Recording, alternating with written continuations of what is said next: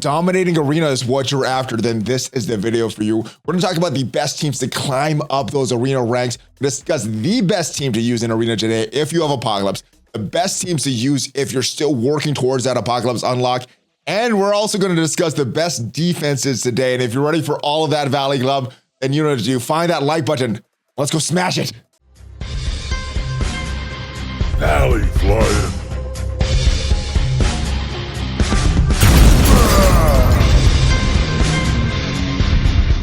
Hello there, Valley Maniacs. Welcome back to the ValleyFlyin channel. I'm ValleyFlyin. I hope you're having a great day. In this video, we're talking all about Arena in Marvel Strike Force, some of the best teams that you could use to climb up the ranks, the best team to use if you have Apocalypse, some of the backup options if you still are working towards that Apocalypse unlock, and what I think is the best team to use on defense right now. There are some nasty teams to use on defense with this combo, and yeah, it's a tough one. So we're gonna get to all that. Now, if it's just your first time here, hit that subscribe button for more great Marvel Strike Force content, at least 5 Marvel Strike Force videos per week on this channel with tips, tricks like this, some news videos, question answer videos, everything to help you in Marvel Strike Force.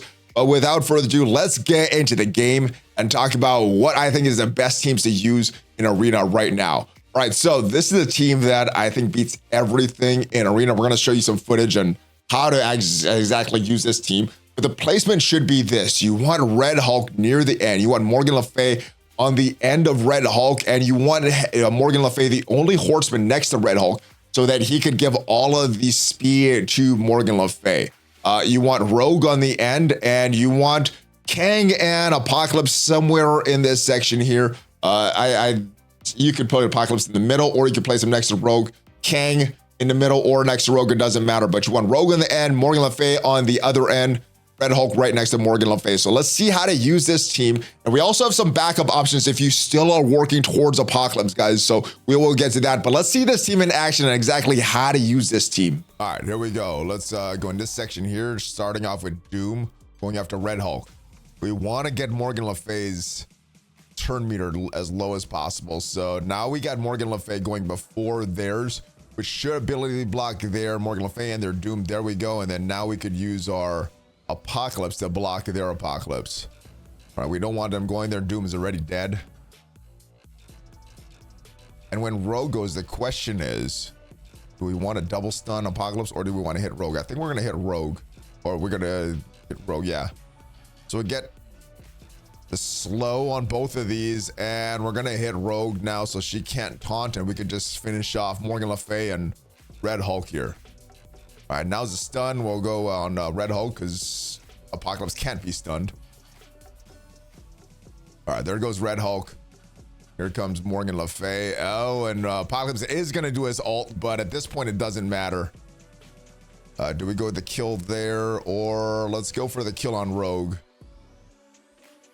Oh, we don't get it. All right, but the Kang should finish them off. Actually, Apocalypse should finish them off. There we go.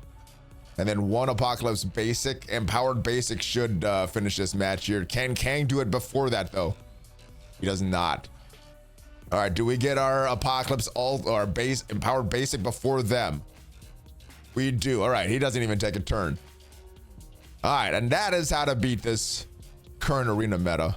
So that team is pretty dominant, and in my opinion, that is the best arena team to use right now. Pretty much beats everything except for the team that we're going to talk about at the end, and is pretty dominant with that. You do need to watch where your opponents have these particular characters placed. You don't want to get Apocalypse going into his big ultimate and then one-tapping your characters. You don't want him doing his special either, because that's going to give them all full health. So you want to watch that Apocalypse turn meter.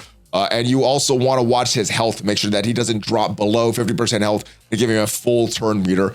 You also want to make sure that Morgan Le Fay doesn't ability block your own Morgan Le Fay, because you're going to need your Morgan Le Fay to go to flip the immunity that their Apocalypse has so that you can ability block them. So a couple things to keep in mind, but in my opinion, that is the best arena team. Now, if you don't have a strong Kang, you can use Nick Fury in that middle spot. Like I said, you can replace him. Use that special to open with Nick Fury. Don't use that ultimate. Give them a little more speed, and hopefully you can get in front of your opponents. The better option is Kang, though. Now, let's say you don't have Apocalypse. You have a few different options.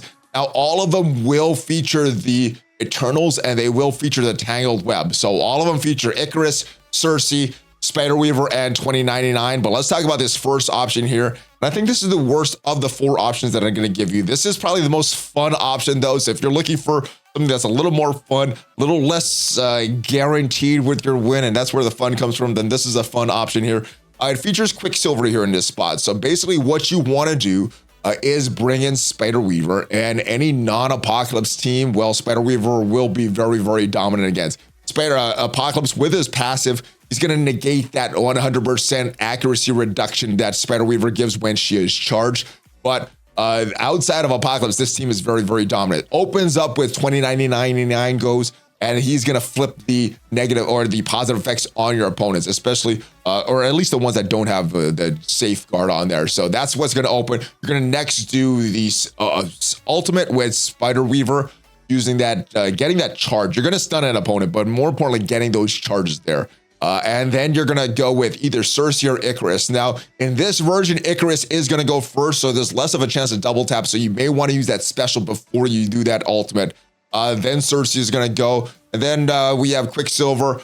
But if you do have the Loki version we're going to talk about, Cersei will go before Icarus, giving you more of a chance to do that double tap. But let's talk about this Quicksilver version here.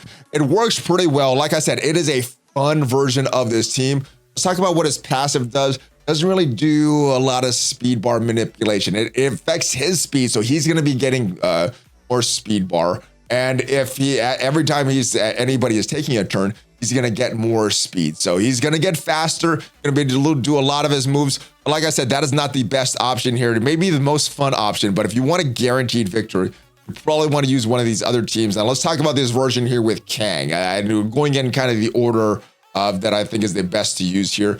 Kang also manipulates speed bar. If we take a look at his kit, he will, on offense, fill the speed bar by 5% for self and all allies. And that is not just in Cosmic Crucible, that is also in arenas. So I'm going to help you get in front of the certain teams, but certain teams is just not going to be fast enough. And that is where you need to build or bring in one of these other teams here. Loki is a good option as well, because what Loki's passive does, if we take a look at what Loki's passive does, he gives a speed bar for himself, but he's also going to fill the speed bar of Mystic Controller allies by 10%. If we look at this team, the only Mystic Controller ally that he has is Cersei, which means that Cersei is going to get a little more speed. We're still going to have 2099 and Weaver go first, but Cersei is going to go. And then Loki is going to go with his special, and that hopefully could reduce one enemy to help Icarus get his double tap. That is the strength of this team here. So if you have a strong Cersei, strong Icarus, this may be the way to go. It's a lot of opponents, but the last but not least is probably the strongest team, and it allows you to fight the majority of the non-Apocalypse defenses out there.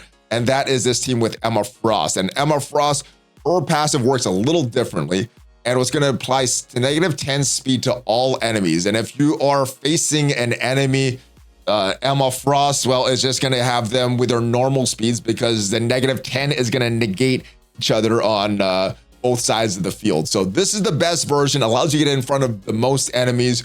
You may want to play with that Icarus using the special first or the ultimate first, based on whether you could get that double tap. But that is what's doing well in arena offense right now. The first team that we saw, or these other teams that we saw as well, if you don't have Apocalypse. Now, if you do have Apocalypse, what is the best team to use on defense? Well, nothing really holds on defense. If we go into this matchup here, pretty much all of these teams are beaten by that Apocalypse matchup that we saw earlier. But what I don't have in my arena chart to test out is a matchup with super-skrull, and I heard this is the worst matchup possible. So if you have managed to get all your teal gear, get your characters to ISO 8 level 5, get your Apocalypse, and you also have that super-skrull because you've gotten through Dark Dimension 6, the best teams I've heard, the most annoying team I've heard: Apocalypse, super-skrull, Red Hulk, Quicksilver. And as far as the fifth in that team, Morgan Le Fay is very annoying. So is Rogue, Swords Archangel. Each of them has their benefits and negatives. But as far as the best defense, well, super-skrull, the newest meta character, is going to be a part of that defense. Now, anything else, it will get beaten by that Apocalypse team. So I wouldn't even bother too much. Probably just place whatever you have on offense, and that will be annoying enough for your opponent. Dormammu is a little annoying as well. Doom, if your opponent plays it wrong, can still be annoying, but pretty much everything gets beaten except for that super-skrull team. So let me know if you have that super-skrull team in your arena shard. Let me know how it goes. I do want to play that, but I don't think anybody in my shard has super-skrull. So that is it, guys. Hopefully this helps with this Loki event. Hopefully you get a lot of shards for Teen Loki. And if you want to see what are the best characters to farm right now, the best free-to-play characters, then check out the video that we did yesterday. It is up there. I will see you guys next time, though. Thank you for stopping by. We should have a news video up tomorrow and a live stream on Friday. Thanks for watching, though, guys. Hulk Fist Bump, ValleyFlyin out. Have a great rest of your day.